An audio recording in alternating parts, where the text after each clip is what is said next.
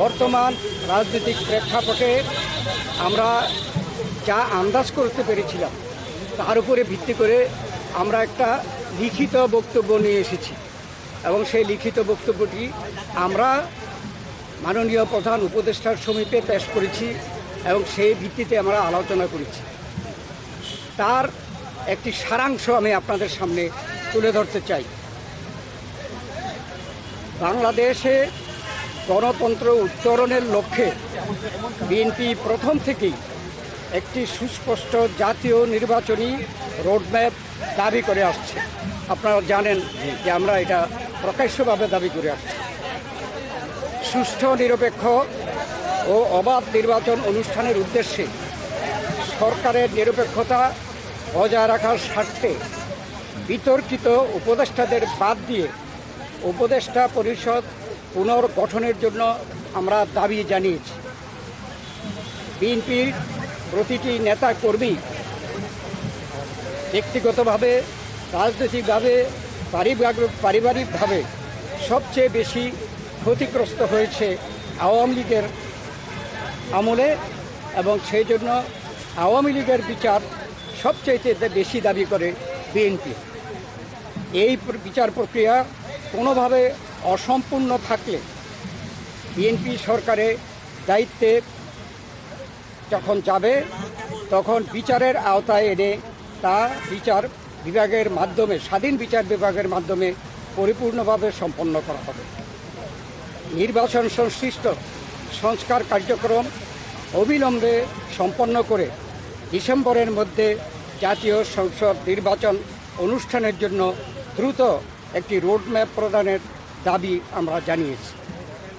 বাংলাদেশের মানুষ বিশ্বাস করে যে অন্তর্বর্তীকালীন সরকারের মূল দায়িত্ব হচ্ছে একটি সুষ্ঠু, নিরপেক্ষ নির্বাচনের মাধ্যমে বাংলাদেশকে গণতন্ত্রে উত্তরণের প্রক্রিয়া দ্রুত সম্পন্ন করা হবে।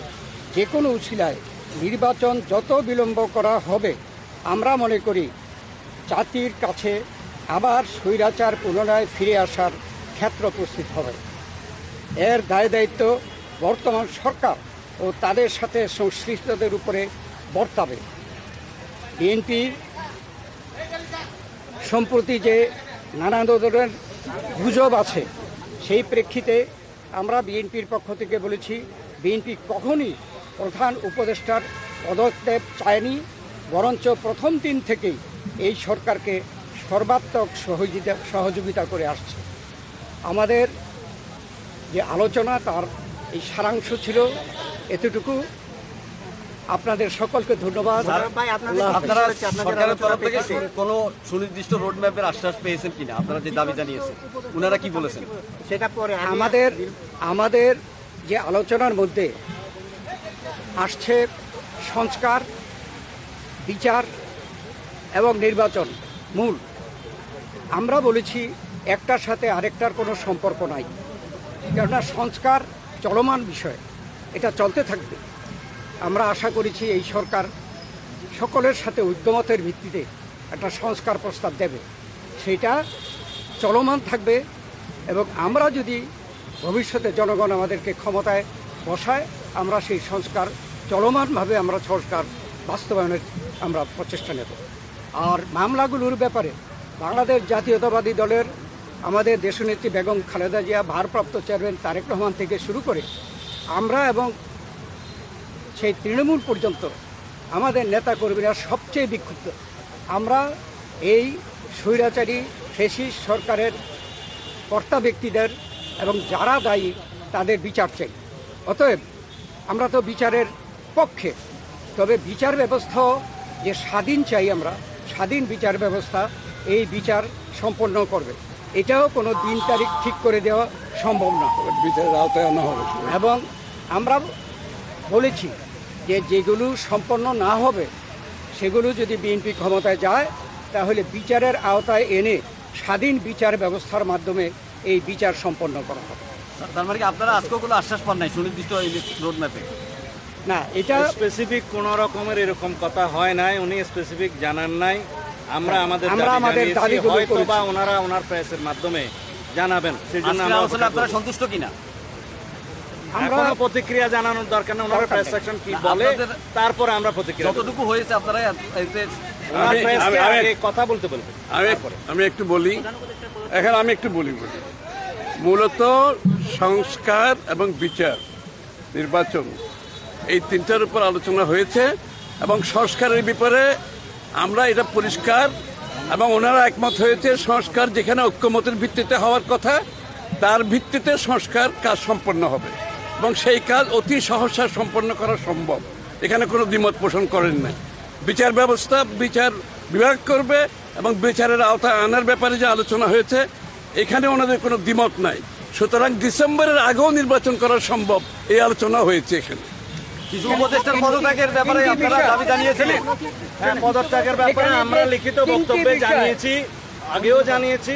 নিরাপত্তা উপদেষ্টা এবং আর 2 জন ছাত্র উপদেষ্টা যাদের কারণে এই সরকারের নিরপেক্ষতা ক্ষুণ্ণ হচ্ছে তাদেরকে বাদ দেওয়ার জন্য আমরা আজকেও লিখিত বক্তব্য আমরা দিয়েছি। ওনারা কোনো আশ্বাস বা কিছু দিয়েছে? সেই আশ্বাস ওনারা দেখবেন, আমরা আমাদের বক্তব্য দিয়েছি। থ্যাংক ইউ, থ্যাংক ইউ, বিষয় থ্যাংক ইউ। যে 3টি বিষয় নিয়ে আমরা কথা বলেছি আপনারা শুনেছেন, সংস্কার, বিচার এবং নির্বাচন। আমরা স্পষ্ট ভাষায় বলেছি যে দে আর মিউচুয়ালি এক্সক্লুসিভ, একটার সঙ্গে আরেকটার কোনো সম্পর্ক নেই এবং যদি দ্রুত নির্বাচন দেওয়া হয়, আমরা স্পষ্ট ভাষায় বলেছি আজকে বাংলাদেশে যে নৈরাজ্য হচ্ছে, যে আইন শৃঙ্খলা পরিস্থিতির অবনতি হচ্ছে, এক অ্যানাউন্সমেন্টের ফলশ্রুতিতে বাংলাদেশের শান্তি শৃঙ্খলা এবং গণতন্ত্র ফিরে আসবে। থ্যাংক ইউ, ধন্যবাদ সবাইকে। এখানে উপস্থিত আমাদের প্রিয় সাংবাদিক ও ভাই ও বোনেরা, আমরা আজকে মাননীয় প্রধান উপদেষ্টার আমন্ত্রণে বিএনপির পক্ষ থেকে আমি, ডক্টর মঈন খান এবং আমির খসরু মাহমুদ চৌধুরী এবং সালাউদ্দিন সাহেব, আমরা 4 জন মাননীয় প্রধান উপদেষ্টার সাথে সাক্ষাৎ করতে এসেছিলাম। আমি আপনাদের কাছে একটু সময় চাচ্ছি, সালাউদ্দিন সাহেব পিছনে পড়ছে, সে আসতেছে। আচ্ছা,